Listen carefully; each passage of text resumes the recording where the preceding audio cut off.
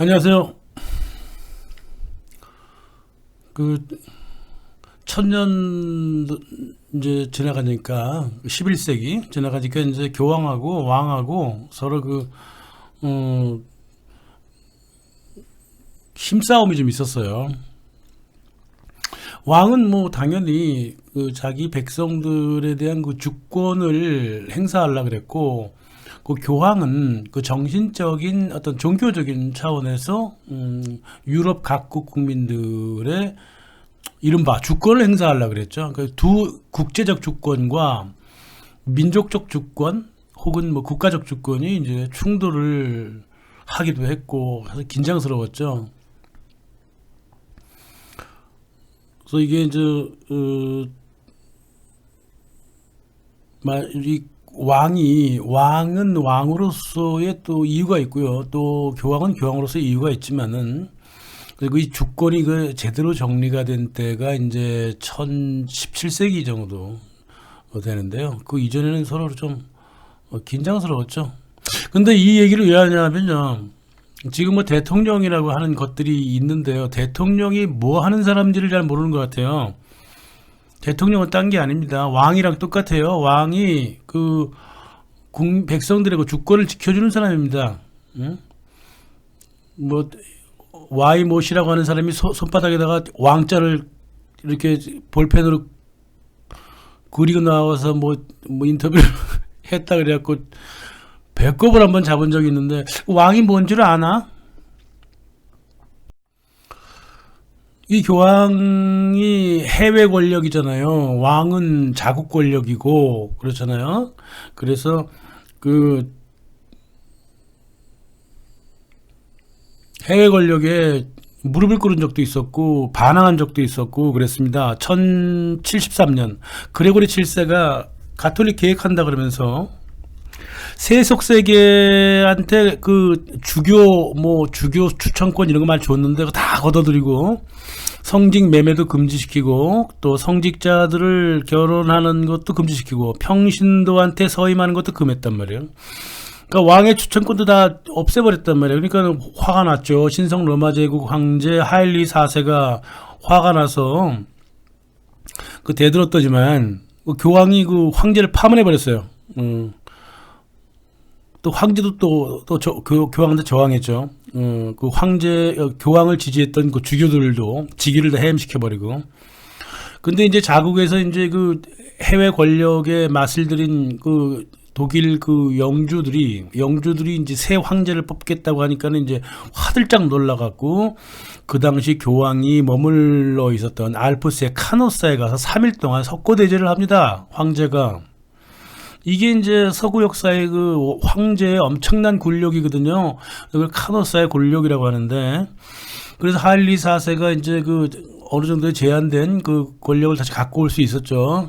교황이 자식 알아서 임마 내가 알아서 할 테니까 돌아가서 기다리고 있어 막 이랬단 말이에요.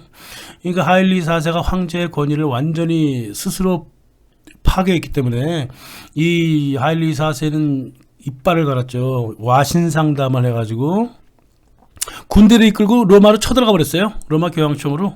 그래서 교황이 그레고리 7세가 도망을 쳤어.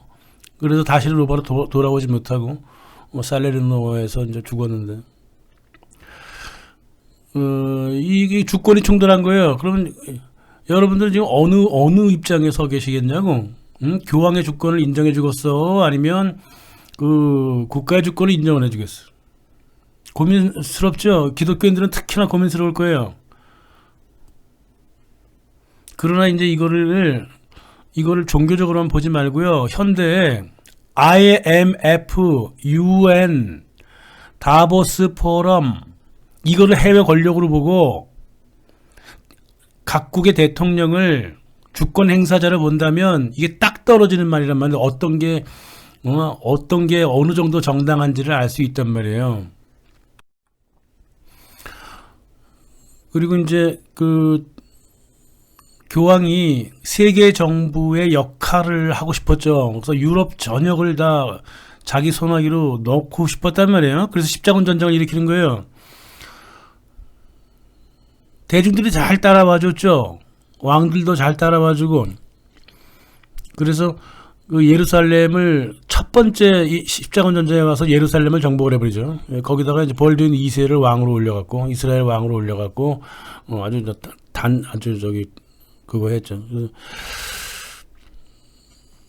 거기서 성전 기사단을 구성합니다. 예, 베르나르 클레르보라고 하는 사람이 복음은 말로 하지 말고 칼로 할 수도 있다 그래갖고 성전을 주장했던 사람인데 그 성전 베르나르 클레르보 이론에 맞추어서 성전 기사단을 구성을 해요. 1119년에 이스라엘에서 구성돼 가지고 로마에서 합법화돼 버리는 게 1143년에 합법화됩니다. 교황청의 인증을 받은 기사단이라고 하는 것은 세속 권력의 법에 얽매이질 않아요. 그러니까 범죄도 면제받을 수 있단 말이에요. 그래서 성전기사단이 최초로 만들어지는데 그 성전기사단의 빨간색 십자가에다가 하얀색 배경을 두른 거를 또 교황이 또 직접 갖다 줘서 이거를 앞으로 상징으로 사용하라 이렇게 되는 거예요. 교황청 소속 수도원 소속 그 기사단이지만은 실은 독자적인 활동을 했었죠. 원래가 기사가 독자적인 계급이에요. 왕에 속하지도 않고요. 수도원에 속하지도 않아요. 기사라고 하는 거는.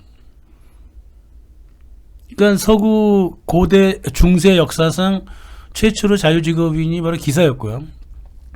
그게 교황청의 승인을 받아갖고 기사단을 만들었다는 뜻은 교황청이나 왕정에 대항할 수 있는 독자 세력을 구성했다는 걸 뜻한단 말이에요. 이게 나중에 비슷한 조직이 하나 나타나는데 그게 예수회입니다. 예수회도 교황청 소속인 척하지만 실은 교황과 독자적인 권력을 행사를 했단 말이에요. 그러니까 교황청은 예수회를 이용해 먹고 싶었지만 예수한테 먹힐 수도 있었단 말이에요. 성전기사단도 똑같은 입장에 있었단 말이에요. 그래서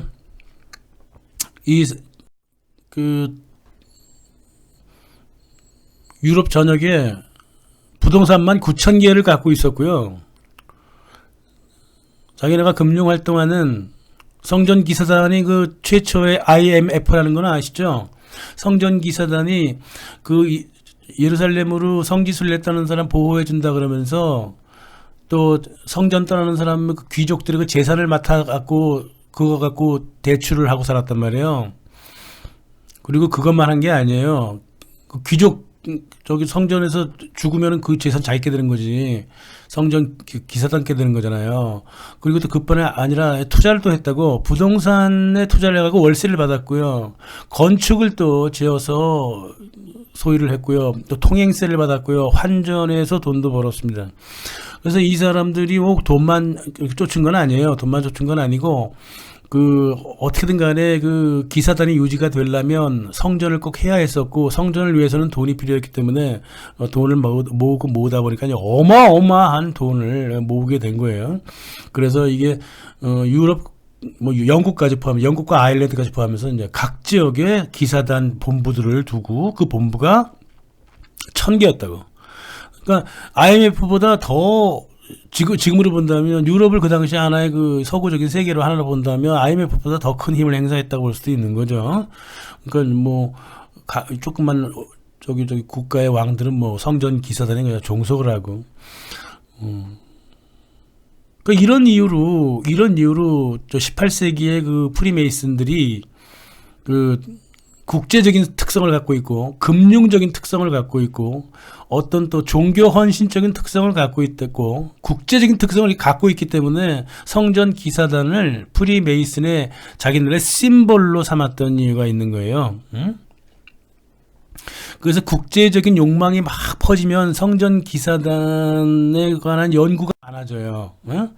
자유주의가 막 퍼져나가고, 또 왕정복과가 되면 이제 기사단이라는 얘기가 사라져버리고, 또 제국주의가 막 이러고, 특히나 나폴레옹 시절에는 말이에요. 성전 기사단 그 얘기가 무수하게 많았고, 막 그냥 연극화되고 막 그랬어요.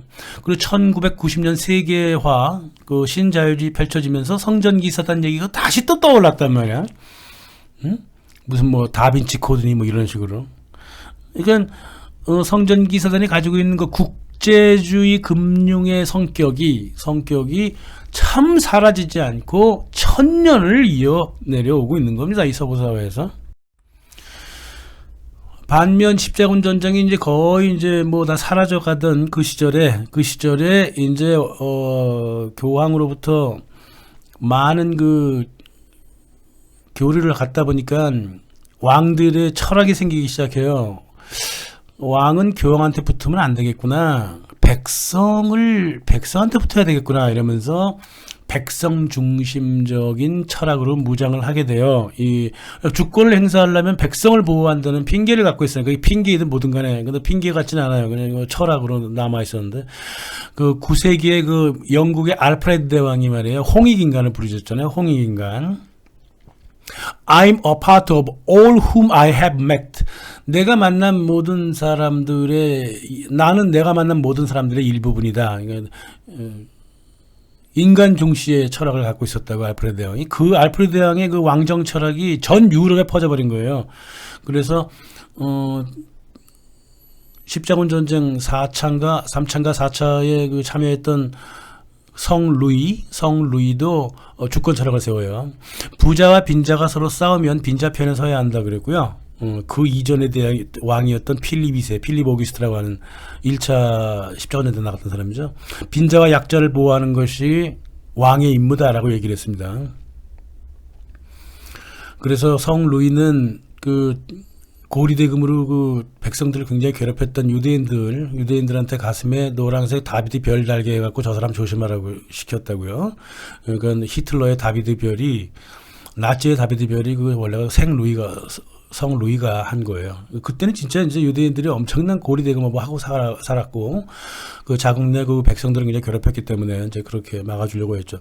영국의 뭐 찰스 1세도 그랬어요. 1640년에 죽기 전에, 뭐라 했냐면, 그 국회의원들 앞에 다 세워놓고 너희들의 이익만 추구하는 부자들인데 너희들한테 어떻게 내가 백성을 맡길 수 있느냐. 백성을 지키는 거는 하늘로부터 주권을 이임받은 국왕만이 할 수 있다 라고 얘기했고, 루이 14세도 국가가 뭐야? 의회야? 부자인 너희들이 어떻게 국가를 대표하니? 국가는 바로 백성을 보호하는 나다. 국가는 바로 나다. 나는 국가의 머리일 뿐이다. 국가의 몸통은 국민이다. 그랬어요. 그래서 의회라고 하는 것은 의회 민주주의를 완전히 기만 체제라고 봤고, 그게 또 맞는 소리였죠. 국가의 수장이라면, 백성으로부터 위임받은 주권을 행사하는 국가의 수장이라면 철두철미하게 국민 중심으로 정치를 해야 되는 겁니다. 국제 공존이 지랄이니 이런 말을 하면서 IMF에 무릎 꿇고, 다보스 포럼에 무릎 꿇고, 유엔에 무릎 꿇고, 미국에 무릎 꿇고, 자기의 주권을 다 넘겨버리는 이 지금 한국 정부의 하는 짓거리가 이게 매국노의 짓거리라고요. 주권자는커녕 주권을 이임받기는커녕 완전히 딸랑이 매국노가 되어 있단 말이야. 지금부터 대통령 어떻게 하는가 사례를 하나 보여줄 테니까 앞으로 누가 대통령이 되든 따라 하란 말이에요. 부자와 빈자가 싸우면 빈자의 편에 서야 한다고 했던 성 루이의 손자가 필립 4세예요. 잘생겨서 별명이 핸섬 필립이야. 핸섬 필립이라고요. 이 사람이 나라 한번 제대로 운영하겠다고 어떤 행동을 했냐면,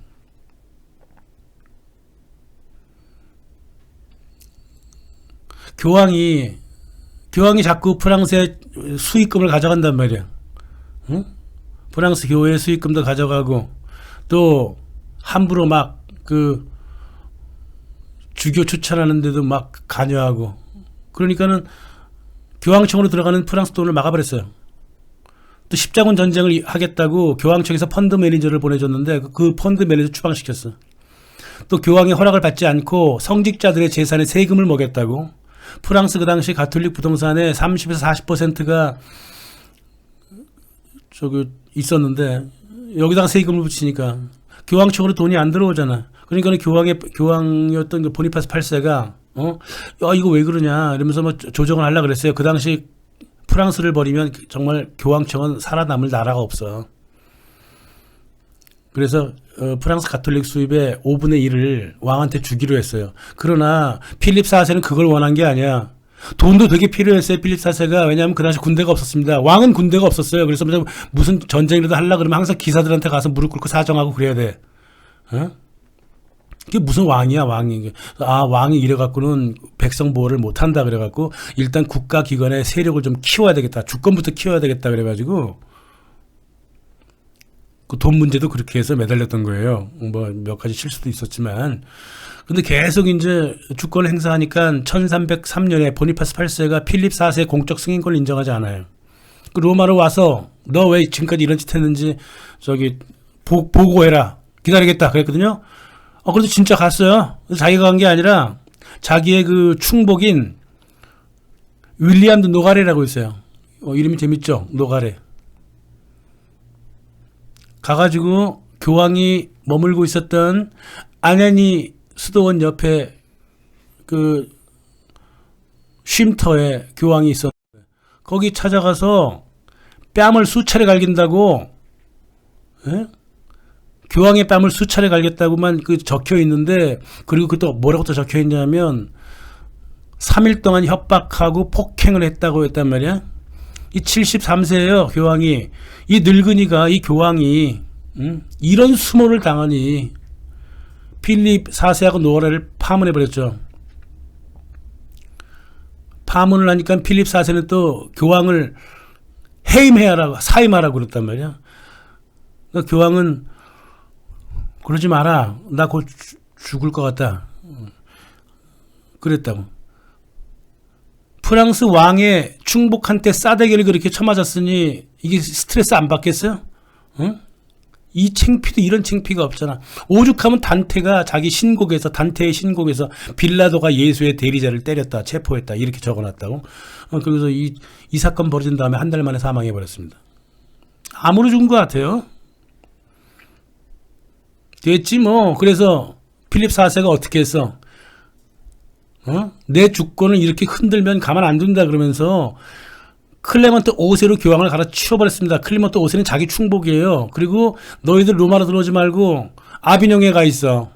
아비뇽에서 내가 관리할 테니까. 그래서 아비뇽에 그 교황청을 세워가지고요. 거기서 무려 9명이나 되는 황제가 나오게 돼요. 나중에 교황청 세울 때 그 건너편에 성을 하나 세워갖고 교황이 무슨 짓을 하나 다 감시하게 만들었고, 그 당시 세속국가 위에서 권력을 쓸 수 있다고 믿었던 교황한테 엄청난 충격을 남겨준 사람이 바로 필립 4세입니다.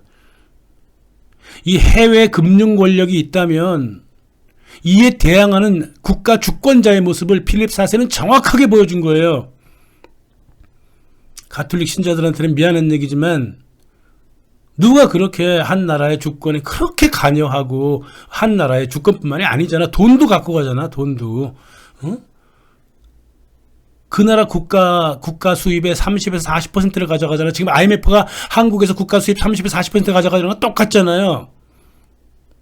그러니까 오버랩 시키라고. 역사는 다르지만 내용은 전혀 다르지만 오버랩을 좀 시켜보세요. 해외 권력이 한 나라에 들어와서 그 나라 백성들이 만들어 놓은 그 생산품의 수익의 30에서 40%를 가져가고 있고, 그리고 또 그 주요한 그 국가의 그 공무원들을 직접 지명을 해준단 말이야. 그럼 왕이 왜 있어야 돼?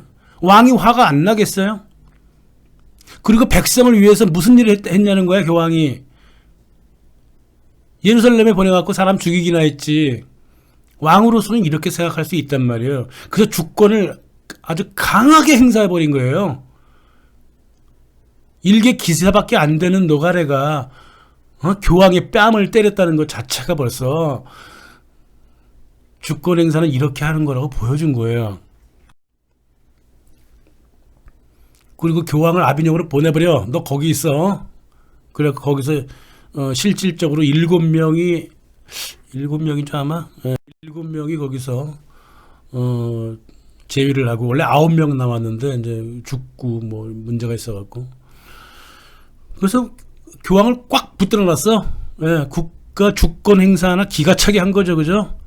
대통령 하려면 이렇게 해야 된단 말이에요. 국가의 주권을 계속 간섭해왔던 해외 권력한테는 이렇게 행동하는 거예요. 그걸 필립 4세가 보여준 겁니다. 세계화주의라 그래요. 국제금융단으로 변해버린 그 프리메이슨이 추앙하는 사람이 바로 성전기사단 단장 자크 드 몰레예요. 자기네 그 동전에도 그렇게 항상 찍어놓고 있다고. 왜 그렇게 성전기사단을 좋아했을까? 프리메이슨이 국제금융의 최초의 IMF였기 때문에 그렇잖아요. 응? 실제적으로 성전기사단은 프리메이슨의 뿌리라고도 얘기를 했고요. 그 사람들 스스로. 필립 4세가 이놈들 가만 놔뒀을 것 같아요? 성전기사단? 첫째, 자기 할아버지가 성루이 할아버지가 이집트에서 붙잡혀갖고 그 석방금 요구했을 때 돈 많은 성전기사단 돈 안 보내줬다는 괘씸죄가 가슴속에 하나 있었고, 또 자기 말 안 들어. 구호기사단이랑 같이 합쳐라 그랬거든. 근데 안 합친다 그랬다고? 이 새끼들이 건방지고 시건방진 거야 지금. 게다가 또 성전기사단한테 돈도 많이 빌려놨어. 나 돈 돌려주고 싶지 않아. 돈 안 갖고 싶다고. 무엇보다 이놈들이 국가 주권에 도전을 한단 말이야. 실은 도전한 건 아니었어요. 근데 도전하는 것처럼 보였지. 그래서 뭐 성전기사단이 갖고 있던 돈을 뺏으려고 그랬다. 뺏으려고 그런 건 아니에요. 움베르토 에코라든가 댄 브라운이 잘못 알고 있는 거고, 그렇게 돈에 막 그랬던 사람이 아니에요. 필립 4세가. 돈도 되게 필요했지만은. 그래서 어떻게 했느냐. 1307년 10월 13일 금요일, 13일의 금요일이라고 이거 불운의 날이라 그러잖아, 서구에서. 이게 바로 여기서 기인한 거예요. 그래서 윌리엄 노가레가 다시, 교황의 뺨을 때렸던 윌리엄 노가레가 다시 얘네들 체포작전에 들어갑니다. 프랑스 각지에 있는 그 군인들 시켜가지고 다 체포하라 그래요. 그래서 다 체포를 당하죠. 클레먼트 5세는 이 지령을, 이 성전기사단을 체포하라고 하는 지령을 전 유럽으로 확대를 해버립니다. 그래서 뭐 독일 쪽, 뭐 영국 쪽에서도 잡혀 들어오고, 그래서 화형을 하나씩 시키는 거예요. 자백을, 이 사람들이 무슨 큰 죄가 있는 게 아니에요. 성전기사단이 무슨 죄가 있었겠어요. 단지 국가 주권을 무시하는 단체였다. 이거 하나. 그리고 해외 세력, 교황청과 서로 공모를 꾸몄다라는 거. 이게 죄라면 죄인 거죠. 그래서 국가 주권을 발휘를 해서 성전기사단을